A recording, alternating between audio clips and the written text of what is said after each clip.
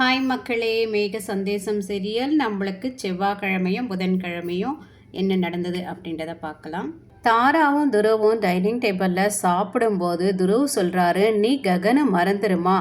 அவரை விட அழகான ஒரு பையன், பணக்காரன பையனாக பார்த்து நான் உனக்கு கல்யாணம் பண்ணி வைக்கிறேம்மா, இந்த சம்மந்தம் நம்மளுக்கு ஒத்து வராதுமா அப்படின்னு சொல்ல, தாராவோ கோபத்தில் சிக்கன் பீசஸை நல்லா சாப்பிட்டுக்கிட்டே சொல்கிறா, இல்லை எனக்கு ககன் தான் வேணும், என் வாழ்க்கை அப்படின்னு இருந்தால் எனக்கு ககன் தான் வேணும், அவனை விட அழகானவனோ பணக்காரனோ எனக்கு தேவை கிடையாது அப்படின்னு சொல்கிறா. அப்படி இல்லைம்மா, நீ ஆசைப்பட்டுன்ற ஒரே காரணத்துக்காக அவங்க தங்கச்சி எப்படி இருக்கான்னு தெரியாமல் கூட நான் கல்யாணத்துக்கு சம்மதிச்சேன். இல்லை, ஒரு கல்யாணம் ஆனவருக்கு பிரச்சனை இருக்கிறவருக்கு எப்படிமா நான் கல்யாணம் பண்ணி கொடுப்பேன் உன்னை அப்படின்னு கேட்க, அவங்க 2 பேரும் பிரிஞ்சிட்டாங்கன்னு ககன் சொன்னார் இல்லைனா அப்படின்னு சொல்ல, ஆனால் அவங்க ஒய்ஃபையும் நாங்கள் பிரியலேந்தனமா சொல்கிறாங்க அப்படின்னு இவர் ஆர்கியூமெண்ட் பண்ண, அவசரப்பட்டு வாழ்க்கையில் டிசிஷன் எடுக்கக்கூடாதுமா, அது வாழ்க்கை இல்லை அப்படின்னு இவரை சொல்ல, எனக்கு அவர் என் கூட இருந்தால் போதும், நான் எல்லாத்தையும் ஹேண்டில் பண்ணிக்கிறேன்னா அப்படின்றா. சரி, டைவர்ஸ் கூட வாங்கலையேம்மா, வாங்கலைன்னா என்ன, இப்போ கொடுக்க சொல்லலாம், ககனுக்கு நீ இப்போவே ஃபோனை பண்ணி சொல்லு, டைவர்ஸை கொடுக்க சொல்லு அப்படின்னு ஃபோர்ஸ் பண்ணுறா. துருவ் ககனுக்கு ஃபோன் பண்ணி உங்ககிட்ட பேசணும், எங்கள் வீட்டுக்கு வாங்க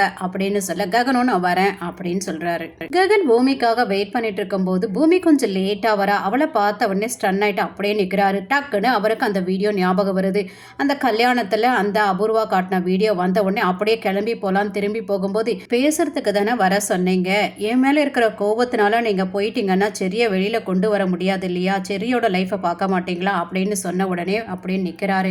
இங்கே பாரு, உனக்காக நான் வெயிட் பண்ணணுமா, என் டைமுக்கு வேல்யூ கிடையாதா, எதுக்காக இவ்வளோ லேட் பண்ணேன் அப்படின்னு கோவமாக கேட்க, 1/2 ஹவரில் தான் இங்கே வர முடியும், ஆனால் நான் 20 நிமிஷத்தில் அடிச்சு பிடிச்சி வந்தேன் மாமா அப்படின்னு சொல்ல, இங்கே பார் மாமான்னு சொல்லாத அப்படின்னு அவர் சொல்ல, சரிங்க மாமா சொல்ல மாட்டேன் மாமா அப்படின்னு வார்த்தைக்கு வார்த்தை மாமா போட்டு கடுப்பேத்துறா. நெக்ஸ்ட் இயரிங் வரத்துக்குள்ள அந்த லில்லியை கண்டுபிடிச்சி கோர்ட்டில் நிற்க வச்சு அவள் வாயால் உண்மையை வர வைக்கணும், நம்ம 2 பேரும் ஒன்றா சேர்ந்து அதை பண்ணணும் அப்படின்னு சொன்னேன் இல்லையா, அது எனக்கு ஓகேவா இருந்தது, அதனால தான் நான் உன்னை கூப்பிட்டேன் அப்படின்னு சொல்கிறாரு. இப்படி பேசிகிட்டு இருக்கும்போது தன்னை யாரோ வாட்ச் பண்ணுறாங்கன்ற ஒரு உள்ளுணர்வு சொன்னதுனால திரும்பி பார்க்குறா. அங்கே நக்ஷத்ரா இவங்க 2 பேரும் பேசிகிட்டு இருக்கிறத வீடியோ எடுக்கலான்னு அவள் ட்ரை பண்ணிகிட்ருக்கா. இந்த நேரம் இவளுக்கு யாருன்னு சரியாக தெரியாதனால இவளோட ஃபோன் எடுத்து இவள் செல்ஃபி எடுக்கிற மாதிரி எடுக்கும்போது அந்த செல்ஃபியில் கரெக்டாக நக்ஷத்ரான்னு தெரிய வருது. உடனே தன் முந்தானையால் ககனையும் சேர்த்து கவர் பண்ணுறா. எதுக்காக இப்படி பண்ணுற அப்படின்னு அவர் கோவமாக கேட்க, இல்லை நாம் பேசிகிட்டு இருக்கிறத நக்ஷத்ரா பார்த்துட்ருக்கா, அவள் வீடியோ எடுத்து என் அப்பா கிட்ட கொடுத்துட்டான்னு வச்சுக்கோ அப்படின்ன உடனே, அது ஏன் ப்ராப்ளம் கிடையாது உன் ப்ராப்ளம் அப்படின்றாரு. ஏன் ப்ராப்ளம் தான், பட் ஆனால் இதனால் நம்ம செரியை வெளியில் கொண்டு வர முடியாது தெரியுமா அப்படின்ன உடனே அப்படியே நிற்கிறாரு. 2 பேரும் நெத்தி இடிச்சிக்கிறாங்க. இதில் பாவம் மெய் மறந்துடுறாங்க. சூப்பரான சாங்கு தெலுங்கில் போட்டிருந்தாங்க, ரொம்ப நல்லா இருந்தது. அதுக்கப்புறம் இவர் கிஸ் பண்ணலான்னு ஒரு ஸ்டேஜுக்கே போயிடுறாரு. அப்புறம் கண்ட்ரோல் பண்ணிவிட்டு வேண்டாம் அப்படின்னு சொல்லிட்டு அந்த முந்தானை எடுத்துகிட்டு அப்படியே நிற்கிறாரு. இவளும் திரும்பி பார்க்குறா. அந்த இடத்துல நக்ஷத்ரா இல்லை. சரி, இப்போ சொல்லுங்கள் உங்கள் பிளான் என்ன அப்படின்னு பூமி கேட்குறா. இது ஜிபிஎஸ் ட்ராக்கர், இது லொக்கேஷன் ப்ளஸ் வாய்ஸையும் ரெக்கார்டு பண்ணோம், நீ எடுத்துகிட்டு போய் அவங்க காரில் ஃபிக்ஸ் பண்ணு, நான் கிளம்புறேன்னு சொல்லிட்டு அவர் கிளம்புறாரு. நக்ஷத்ராவும் மறைஞ்சு நின்று வீடியோ எடுத்துடுறா. இந்த அபூர்வா டார்ச்சர் தான் இந்த சீரியலில் பார்க்கவே முடியல. இந்த அபூர்வா என்ன பண்ணுறான்னா, இந்த சாரதாவை ஒரு கோயில் தூணில் கட்டி வைக்கிறா. இதில் டைலாக் வேற, இந்த சுத்தமான பவித்திரமான இந்த கோயிலில் என்னோட மருமக மேலே நீ எப்படி சாம்பலை தூத்துவ, உன் பொண்ணை அவன் கல்யாணம் பண்ணிக்கலன்றதுக்காகவே இவன் மேலே இப்படி ஒரு சாம்பலை தூத்துவியா, எங்களை பார்த்தாவே பயப்படுற ஜாதி நீ, உனக்கு எப்படி இவ்வளோ தைரியம் வந்துச்சு, இதுக்கு நான் தண்டனை கொடுக்க வேண்டாம், அதுக்காக தான் இந்த ஜாட்டையால் உன்னை 100 அடி அடிக்க போகிறேன்னு அந்த ஜாட்டை எடுத்து வச்சுக்கிறாங்க.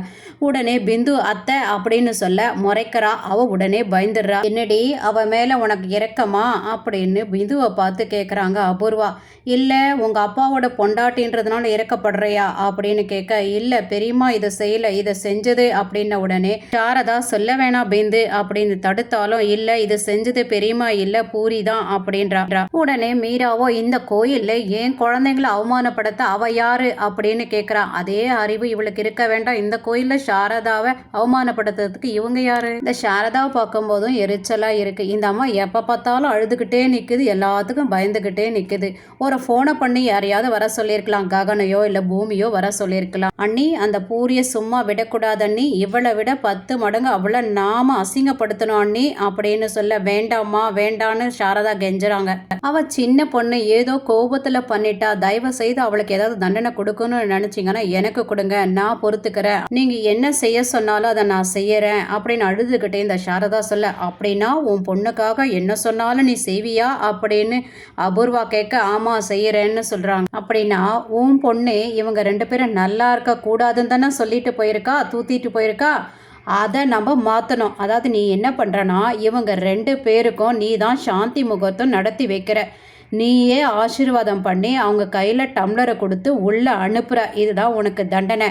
அப்படி இல்லைன்னா உன் பொண்ணோட சாவு நீ கண்ணால் பார்ப்ப அப்படின்ன உடனே சாரதா அழுதுகிட்டே நானே செய்கிறேன்னு சொல்கிறாங்க. தாரா ககனை பார்த்து சொல்கிறா, அன்னைக்கு ஒரு 10 நிமிஷத்தில் மோதிரம் எல்லாமே நம்ம எக்ஸ்சேஞ்ச் பண்ணியிருப்போம், அதுக்குள்ளே உங்களோட ஒய்ஃபோட ஃபோன் காலால் என் அண்ணன் டென்ஷன் ஆகிட்டு அங்கேருந்து என்னை கூட்டிகிட்டு வந்துட்டாரு. ஆனால் எனக்கு அங்கேருந்து வரவே பிடிக்கல தெரியுமா, எனக்கு நம்பிக்கை இருக்குது, நாம் 2 பேரும் கல்யாணம் பண்ணிப்போன்ற நம்பிக்கை எனக்கு இருக்குது அப்படின்னு தாரா சொல்ல, ககனும் எந்த ரியாக்ஷனும் இல்லாமல் அப்படியே கேட்டுக்கிட்டே இருக்காரு. எங்கள் அண்ணனை பற்றி உங்களுக்கு தெரியும் இல்லையா, எந்த கஷ்டமும் என்னை அண்ட விடாமல் பார்த்துக்கிட்டே இருக்காரு, அப்படிப்பட்ட அண்ணனை உங்களுக்கே தெரியும், கோயிலை நீங்கள் பார்த்துருப்பீங்க அப்படின்னு அவ எல்லா புராணத்தையும் சொல்லிக்கிட்டே இருக்கா. உடனே துருவ் சொல்கிறாரு, நான் உங்களுக்கு ஃபோன் பண்ணதுக்கு காரணமே என் தங்கச்சி தான், அவள் ஃபோர்ஸ் பண்ணதுனால தான் நான் உங்களுக்கு ஃபோன் பண்ணேன் அப்படின்ன உடனே, ஆமாம் நானும் நீங்கள் ஃபோன் பண்ண உடனே எந்த டிலே பண்ணாமல் ஓடி வந்ததுக்கு காரணம் என் தங்கச்சி தான்றாரு.